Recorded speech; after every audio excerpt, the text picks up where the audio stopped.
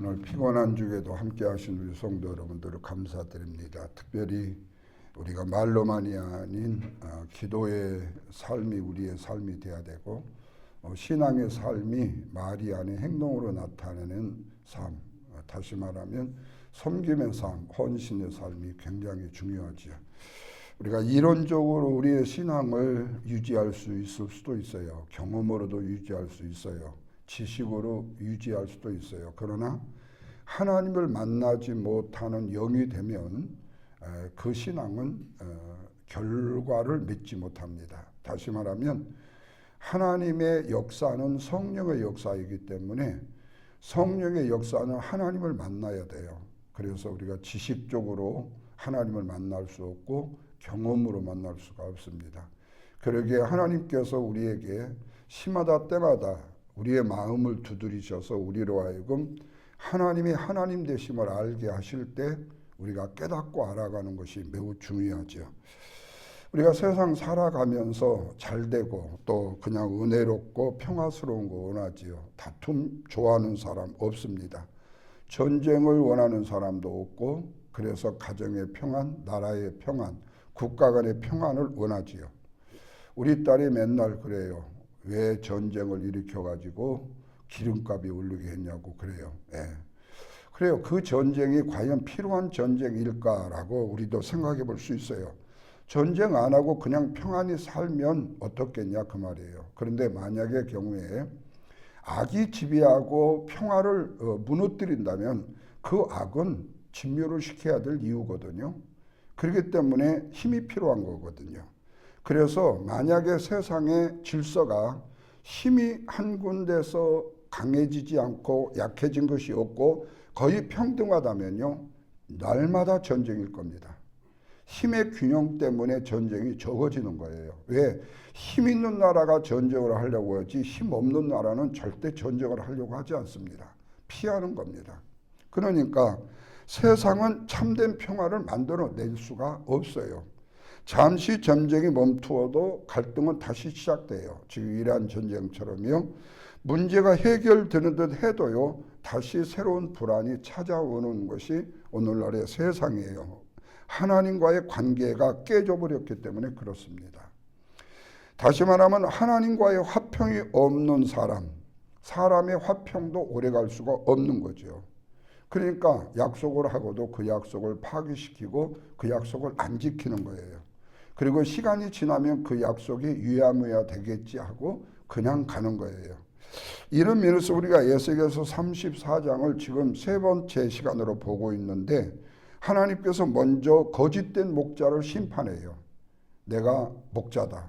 그래서 내 백성을 내가 이끌겠다. 그런데 보니까 백성의 세상 말로 피를 빨아먹는 지도자예요. 목자예요. 이거 안 되죠. 그러니까 자기의 백성, 자기의 양을 돌보겠다고 하면서 그 백성을 오히려 핍박하고 짓밟는 거예요. 그러니까 우리가 흔히 그런 게 있어요.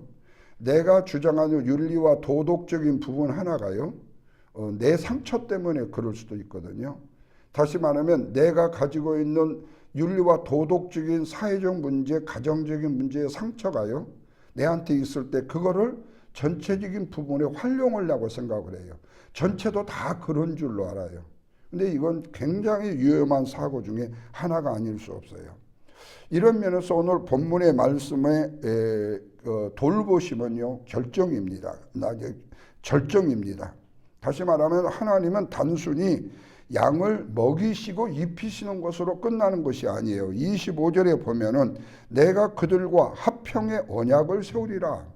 어제 말씀을 드렸죠. 언약이라는 것은 커번트라는 것은 변하지 않는 거예요. 주권적인 약속이에요. 나와 하나님 사이에 딜을 통해서 한 게 아니고 하나님이 우리에게 말씀해 주신 약속이에요.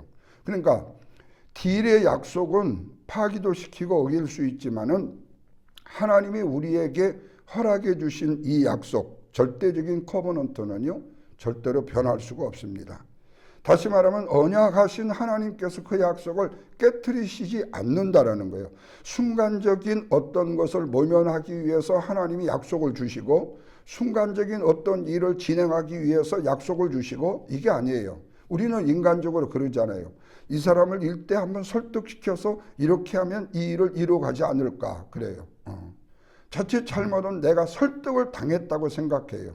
그 일이 가장 좋은 일인데도 불구하고 그 좋은 일에 딱 당도하고 되고 보면 내가 속은 것 같아. 저 사람한테 이용당한 것 같아. 이런 생각을 하잖아요. 이것은 인간적인 약속에서 우리가 함께 인간의 관계 속에서 누려지는 거지만 하나님의 약속은 변함이 없다라는 거예요. 깨트리시지 않는다는 거예요. 그래서 오늘 두 가지로 생각해 봅니다. 첫째는 하나님은 당신의 백성과 화평의 언약을 맺으시는데 25절 다시 보십시오. 내가 그들과 화평의 언약을 맺고, 여기 화평은 샬롬을 말해요. 단순히 싸움이 없는 상태가 아니에요. 이 말은 하나님과의 관계가 회복되고 죄 용서를 받음으로 인해서 내 삶 전체가 온전하게 되어진 상태를 바로 화평이라고 말합니다. 그러니까 어렴풋하게 되어진 게 아니에요. 순간의 즐거움, 순간의 기쁨이 화평이 아니에요. 온전해져 버리는 거예요. 그렇다면 이 온전한 화평은 누가 만들어요? 인간이 만들어요? 조절로 해서요? 이렇게 잘 회담을 해가지고 잘 컨트롤을 해서요? 천만의 말씀이죠. 하나님이 만드셔야 돼요. 하나님의 선물이에요. 그래서 오늘 말씀에 보면은 먼저 하나님의 언약을 약속으로 세우셔요. 그런데 이 말씀에 보면요, 내가라는 말이 반복돼요. 이 말은 화평이라는 주체는 인간에 의해서 하나님께 올라가는 것이 아니라 하나님이 인간에게 내려주시는 은혜다. 이게 화평이라는 거예요. 그러면 화평의 도구가 되겠다. 이것은 하나님의 도구로 사용되어지는 것이지 내가 화평의 주체가 될 수는 없다라는 거죠. 우리가 A와 B 사이에서 중재자 역할을 했을 때에 중재자는요, 이 사람의 의견도 이 사람의 의견도 다 절충을 해서 절충안을 내잖아요. 그런데 여기도 손해를 본다고 느끼고 여기도 손해를 본다고 느끼면요, 이 안은 절대로 성립이 안 돼요. 그런데 마찬가지예요. 여러분, 이란과 미국이 이번에 파키스탄이 중재를 했어요. 그 아랍 진영들이 중재를 했어요. 그런데 결국에 십며칠 돼가지고 다 깨져버렸잖아요. 이거는 자기의 이 속을 생각해 볼 때에 내가 손해가 된다. 원전업을 내가 다 내놓아야 된다. 우리 주권을 다 내려놔야 된다. 안 되는 거죠. 그러니까 우리가 깨어져 죽어도 끝까지 가고자 하는 거예요. 이거는 인간이 절대로 화평을 만들 수가 없어요. 왜? 또 미국의 트럼프가 선한 대통령이 되어서 화평을 만들고자 해도 그 사람이 만들 수 있는 일이 아니에요. 하나님께서 우리의 인간에게 찾아오시는 은혜예요. 우리 하나님이 죄인된 저와 여러분을 먼저 찾아오셨잖아요. 우리가 의인 되었기 때문에, 내가 완전하기 때문에 찾아온 게 아니에요. 이런 면에서 봤을 때 AI는요, 절대로 천국 못 갈 것 같아요. 예. 왜? 이러면 이러고 저러면 저러니까요. AI가 얼마나 간사한 줄 아세요? 예. 예를 들어서요, 우리가 어떤 이야기에 대해서 물었어요. 그래서 자기가 대답을 해줬어요. 그런데 그 대답에 대해서 내가요, 이 대답 말고 이런 대답을 해주면 어때요? 그러면 반드시 앞에 기록이 나옵니다. 뭐라고 나오는지 아세요? 나도 그런 생각이었습니다. 이렇게 말을 해요. 얼마나 감사해요. 그러면 자기가 애초부터 내 마음을 알았으면 나와 똑같이 내가 원하는 대답을 해주지, 왜 내가 그렇게 요구를 2번 했을 때 내 마음과 같았다고 얘기를 해요? 완전 사기꾼이거든요. 어떤 의미에서 보면요. 그런데 우리가 절대적으로 믿으려고 하는 오늘날의 세상이 되어버리고 말았어요. 그러나 화평은 하나님께서부터 주어진 것이다. 두 번째로 보면 25절에요. 하나님은 위험으로부터도 보호하셔요. 보십시오. 악한 짐승을 그 땅에서 그치게 하리라. 양은 스스로 지킬 능력이 없어요. 목자가 있어야 삽니다. 우리도 마찬가지잖아요. 사단은 우는 사자처럼 삼키를 찾고 있어요. 세상은 저와 여러분들에게 수많은 일들로 유혹으로 가득합니다. 그러나 선한 목자 되신 주님만이 반드시 우리를 지키시고 보호하신다. 그렇게 말씀해요. 그래서 오늘 말씀에 보면은 뭐라고 그랬죠? 하나님이요, 비를 내려주셔야만이 곡식이 잘 자랄 수 있고요, 하나님이 적당한 뭐를 해 주셔야만이 그 모든 일이 잘 될 수가 있어요. 그래서 26절도 보십시오. 하나님의 복의 비를 내리신다고 그래요. 때를 따라 비를 내리리니 복된 소낙비가 될 것이라. 자, 이스라엘 땅에서 비는요, 생명입니다. 비가 없으면요, 곡식 없어요. 열매 못 맺혀요. 생명도 날 수가 없어요. 하나님은 그런데 필요한 때에 필요한 만큼 복을 내려주신다. 그런데 우리의 인생도 그래요. 하나님의 은혜는 항상 좋은 때만 찾아오는 게 아니에요. 힘든 때도 찾아오고 고통스러울 때도 찾아오고, 그리고 주님이 우리를 사랑하신다고 생각할 때, 그리고 내가 절망하고 내가 포기했을 때도 찾아오셔요. 그러니까 우리의 필요의 때에 찾아오시는 하나님이 아니라 하나님이 필요한 때에 우리에게 찾아오신다. 그때를 우리가 알 수 없어요. 우리의 죽음도 마찬가지 아니에요? 우리가 몇 년을 살겠다고 결정한다고 우리의 생명이 몇 년으로 보장이 됩니까? 절대 그렇지 않잖아요. 그래서 죽을 것 같은 사람은 살고 살 것 같은 사람은 죽는 경우도 종종 많이 보잖아요. 네 번째로 하나님은 참 자유를 주셔요. 27절 보십시오. 그들의 명예를 꽂고 그래요. 여러분, 이 명예라는 것은요, 종의 상징이요. 다시 말하면 말이나 말은 매지 않죠. 소가 매지요. 멍에를요. 예. 근데 우리의 인생에도 보면요, 죄의 멍에를 메고 허덕이는 사람이 있어요. 수고하고 무거운 짐진 자들아, 죄의 멍에잖아요. 두려움의 멍에예요. 두려워하지 말라, 놀라지 말라. 두려워할 수 있어요. 염려와 걱정, 근심하지 말라. 염려의 멍에도 있어요.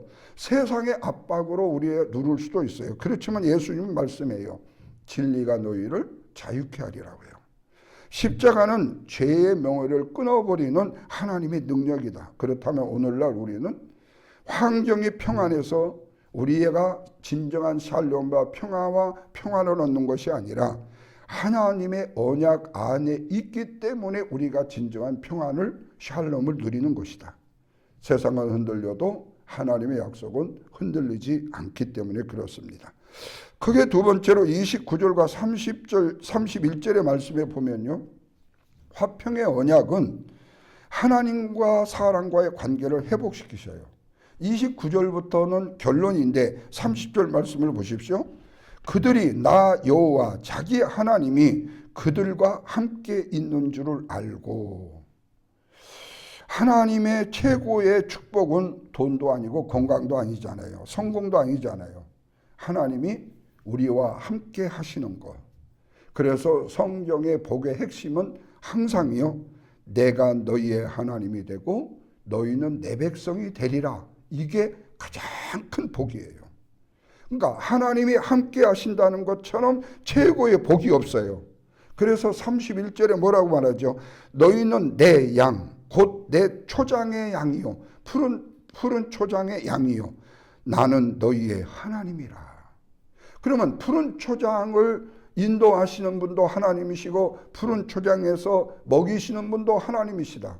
입히시는 분도 하나님이시다. 그렇다면 우리의 삶 전체를 주장하시는 분은 우리의 부모도 아니고 내 옆에 있는 어떤 사람도 아니고 내 남편과 아내도 아니고 진정으로는 하나님이시다. 여러분, 굉장한 축복의 선언이죠. 그래요. 우리는 우연히 존재되는 사람이 절대 아닙니다. 하나님의 양이에요. 다시 말하면 카운터 되어진 양이란 말이에요. 그렇기 때문에 하나님은 우리의 목자가 되셔서 우리의 목자로서의 사명을 감당하시는데 목자는 절대로 양을 버리는 일이 없다라는 거예요. 여러분, 목회 중에 보면은요, 우리 목사로서의 인간적인 사심들이 들어갈 때들이 참 많은 것을 나 자신도 목회 중에 많이 발견했죠. 근데 그 사심 자체라는 것이 인간의 내 욕망 아니면요, 자존심 아니면요, 내 성취의 목적이 달려 있어요. 그러니까 내가 이 목회 중에 뭔가를 이루어야 되겠다. 예를 들어서 10,000명의 성도를 내가 모아야 되겠다. 그러면은 이웃교회가 무너지든 말든 상관없이 우리 교회로만 사람을 데려오는 거가 목적이 돼야 되겠죠. 자기 성취예요. 자기 목적의 달성이에요. 근데 그런 야망들이 목회자에게 왜 없느냐? 왜냐하면 다른 교회가 비교가 될 수 있잖아요. 왜 다른 교회는 몇 년 뒤에 성장하는데 목사님 교회는 이러냐고 교인들이 따지면 할 말이 없잖아요. 내가 능력이 없어요. 이렇게 얘기해야 되는데 그 말은 자존심이 상해서 할 수 없어요. 그러니까 자존심 싸움으로 나가는 겁니다. 그러다 보면 목회가요, 힘들어지고 아파지죠. 이때 목사의 그냥 딜레마가 뭐냐? 나를 내려놓는 거예요. 내려놓는 거예요. 여러분, 로니 키즈라는 분이 쓴 책 중에 변함없는 사랑이라는 책이 있습니다. 거기에 신학이 있는 믿음이라는 챕터 부분에 이렇게 강조를 해요. 하나님의 사랑은 우리의 감정이나 형편에 따라 흔들리는 사랑이 아니라, 여기가 중요해요. 우리의 형편의 감정에 흔들리는 사랑이 아니라 하나님의 성품에 근거한 사랑이다. 그러니까 하나님의 사랑은요, 우리가 순간 울먹울먹 한다고 해서 아이고 그러지 마, 이게 아니고요. 또 용감하고 막 백배고 뭔다고 그래서 저놈 그러네 까불지 마, 이게 아니고요. 하나님은 하나님의 뭐를, 매너를 지키신다는 거예요. 근데 우리는 흔히 감정에 흔들리잖아요. 형편에 흔들리잖아요. 교회가 이렇게 되니까 우리가 이렇게 해야 되지 않을까요? 우리 형편 따랐어요, 이렇게. 아니면은 저분이 지금 이렇게 이러는데 우리 한번 그 법과 룰을 어겨버려요. 내 감정과 형편에 따라서. 그것도 또 큰소리하는 입김 있는 사람에 의해서 자주지가 돼버려요. 다른 사람이 이 얘기를 하고 싶어도 다툼이 되니까 얘기하고 싶지 않는 거예요. 하나님의 성품은 그렇지 않아요. 변함없는 사랑에 근거한 거예요. 종종 우리는 하나님의 사랑을 내 형편으로 판단할 경우가 많아요. 내가 아까 말씀을 드렸잖아요. 내가 어떤 트라우마가 있으면 그 트라우마를요, 교회 일에 적용을 시켜버려요. 또 오늘날에 흔히 AI가 하는 일이 마치 진리인 것처럼 교회에다가 적용을 시키려고 해요. 그러니까 이런 것들이 바로 공동체를 해치는 일 중에 하나가 될 수도 있다는 거예요. 여러분, 우리가 기도가 응답되면 하나님 우리를 사랑하신다고 생각하고 어려움이 오면 하나님이 나를 사랑하지 않는다고 오해를 하잖아요. 성경은 전혀 다르게 말씀합니다. 하나님의 사랑은요, 우리의 상황이 아니라 하나님이 언약한 기초에 의한 사랑이다. 하나님의 언약에 의한 기초에 대한 사랑이다. 우리의 상황만 보시고 형편만 보시고 하시는 것이 아니라 하나님의 언약에 기초한 사랑, 언약에 기초하지 않는 사랑은 하나님에게는 없는 거예요. 그래서 공의의 심판을 하시는 거예요. 긍휼의 하나님이 공의의 심판을 하시는 거예요.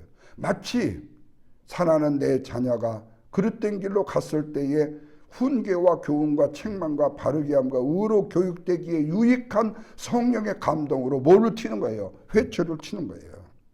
이 하나님의 사랑은 변함이 없습니다. 우리가 실패해도 하나님은 그 언약을 버리시지 않지요. 우리가 넘어져도 주님은 우리의 손을 놓지 않습니다.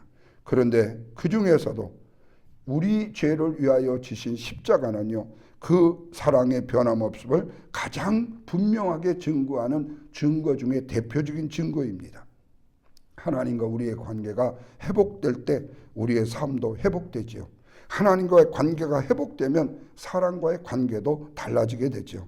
가정도 교회도 달라지고 삶이 달라집니다. 그래서 신앙은 단순히 종교적인 생활이 아니라 관계 회복이다. 하나님과의 관계 회복이 인간의 관계 회복이 되어져요. 인간 세상에 독불장군은 절대 없습니다. 관계에서 사회적 동물로 나타난 거예요. 안타깝게도 오늘날 많은 사람들이 하나님을 믿으면서도요, 하나님의 사랑을 의심하는 경우가 많아요.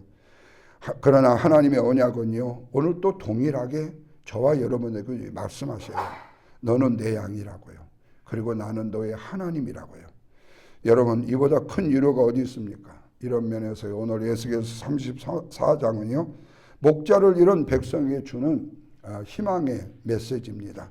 하나님은 거짓된 목자를 심판하셨고 참 목자를 세우셨고 마침내 화평의 언약을 맺으셔요. 그 언약은 어디에서 완성됩니까? 예수 그리스도 안에서 완성됩니다. 어떻게 해요? 십자가를 지심으로 하나님과 우리 사이를 화목하게 하셨고 부활을 통해서 영원한 생명을 우리에게 주셨잖아요. 그래서 주님은 오늘 또 선한 목자가 되셔서 저와 여러분의 삶을 푸른 초장, 맑은 물가로 인도하시는 분이십니다. 그러므로 성도는 세상에 주는 평안을 붙들고 세상에 주는 안심을 붙드는 것이 아니라 언약을 주시는 하나님의 살림을 붙드는 사람이다. 그래서 환경이 흔들려도 언약이 흔들리지 않기 때문에 하나님께서 내 마음이 약해질 때도 그 사랑은 변하지 않기 때문에 그 언약의 하나님의 말씀을 우리가 믿음으로 고백하는 거죠. 그 고백이 뭐예요? 하나님, 나는 하나님의 양입니다. 그리고 하나님은 나의 진정한 목자이십니다. 그분의 변함없는 사랑 안에서 참된 화평과 복을 누리시는 저와 여러분, 그리고 우리 사랑하는 성도 여러분들이 되시기를 주님의 이름으로 축원합니다. 기도합니다. 하나님 아버지 고맙습니다. 에스겔의 말씀을 통해서 우리의 화평의 언약을 세우시고 변함없는 사랑으로 우리를 목자의 손 안에서 지켜주시는 하나님의 은혜가 우리 안에 있음을 깨닫게 하시니 감사합니다. 세상이 줄 수 없는 참된 평안을 우리의 마음속에 허락하여 주시옵시고 어떤 환경 속에서도 이 하나님의 언약을 신뢰하며 살아가게 하여 주옵소서. 우리가 주님의 양임을 잊지 말게 하시고 선한 목자 되신 예수 그리스도의 음성을 따라 순종하는 삶을 살게 하여 주옵소서. 세상의 힘이, 지식의 힘이, 경험의 힘이 아니라 하나님과의 바른 관계를 통해서 가정과 교회와 이웃의 관계도 화평으로 세워지는 복된 삶을 살게 하여 주시옵소서. 이번 주간도 주님의 복된 손학비를 내려주시고 우리의 모든 필요를 채워주시며 주님의 변함없는 사랑 안에서 감사와 기쁨으로 살게 하여 주시옵소서. 우리의 영원한 선한 목자가 되시는 예수 그리스도 앞에 이 시간도 또한 간절히 소망하며 기도합니다. 사나 우리 김혜양 집사님 기억하시고 그 마음에 하나님이 좌정하시고 하나님이 그 마음을 주장하여 주셔서 놀라지 말고 그리고 두려워하지 말라는 주의 말씀의 능력을 그 마음판에 새기게 하시고 그 두려움과 그 놀람에 당황하지 않게 하여 주시고 어렵고 힘든 여정이지만 믿음으로 이겨 승리하여 하나님의 살아계심과 온전하심을 함께 경험해 나누는 복된 믿음의 딸이 되도록 축복하여 주시옵시고 우리 사랑하는 성도들이 이를 위하여 합심하여 기도할 때에도 우리 하나님의 하늘 보좌가 영광이 움직이는 놀라운 주의 축복의 합심 기도, 공동체의 기도가 되게 하여 주시옵소서. 또한 이외에도 여러 가지 어렵고 힘든 문제로 아파하는 영혼들이 있습니까? 하나님 찾아가 주셔서 이루어 주시고 어루만져 주시고 우리 하나님의 온전하심과 선하심의 뜻을 그들 영혼들에게 증명하여 주시고 보여주시고 언약의 말씀을 그들에게 깨우쳐 알게 하여 주시옵소서. 그로 인하여 이겨 승리하는 믿음의 거룩한 백성들 되게 해 주옵소서. 예수님의 거룩하신 이름으로 기도하옵나이다. 아멘.